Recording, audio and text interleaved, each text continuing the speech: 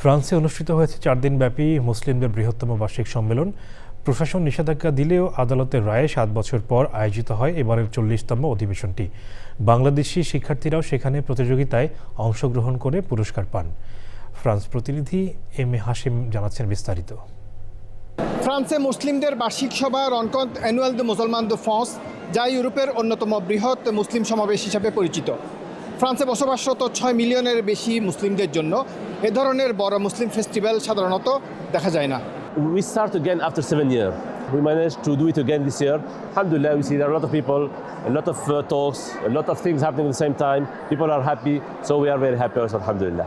বড় বড় স্কলার এখানে আসেন, ডিবেট করেন, তো আমার খুব ভালো লাগতেছে। আমি সপরিবার এখানে আসছি, এর আগেও এখানে আসছি। এই সম্মেলনে ইসলামিক ঐতিহ্য, সভ্যতা ও নিদর্শন তুলে ধরার পাশাপাশি সেমিনার, কর্মশালা, প্রদর্শনী, বইমেলা, পারিবারিক বন্ধন, ইসলামিক শিক্ষা তুলে ধরা হয়।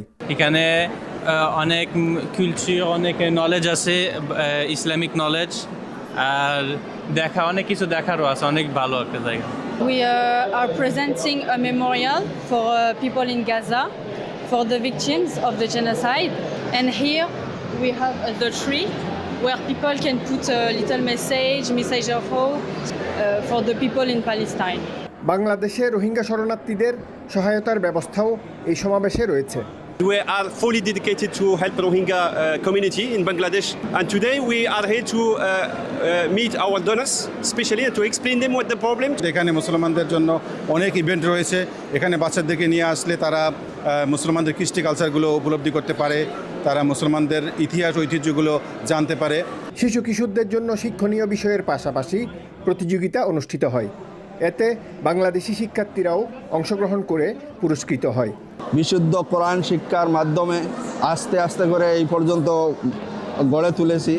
আলহামদুলিল্লাহ, আজকেও অনেক আনন্দের বিষয় যে আমাদের বাচ্চারা এত বড় কম্পিটিশনে আসিয়া পুরস্কার পাইতেছে। আলহামদুলিল্লাহ, এটা বাংলাদেশিদের জন্য গর্বের বিষয়। আমার অনেক ভালো লাগছে এখানে এসে, এত বড় আয়োজনে যে আমি অনেক খুশি হয়েছি। I wanted to present the people who sacrificed their life in Gaza, to share all this history, to stop the war and share the peace in this world. Even the biggest country, they cannot welcome 1.5 million refugees. That's why the normal thing is that Rohingya people go back to their country. We urge the international community to do something for the Rohingya people. ফিলিস্তিনে যে অমানবিক গণহত্যা চালানো হচ্ছে সেটি বন্ধের দাবি এবং গাজাবাসীকে সহায়তার কর্মসূচি এখানে যেমন রয়েছে, একইভাবে বাংলাদেশে আশ্রিত রোহিঙ্গা জনগোষ্ঠীকে সহায়তা এবং তাদেরকে নিজ দেশে ফেরত পাঠানোর বিষয়টিও এখানে উচ্চারিত হচ্ছে। ফ্রান্সের লুবুজ্জে ফেস্টিভ্যাল থেকে M A Hashem, Channel I.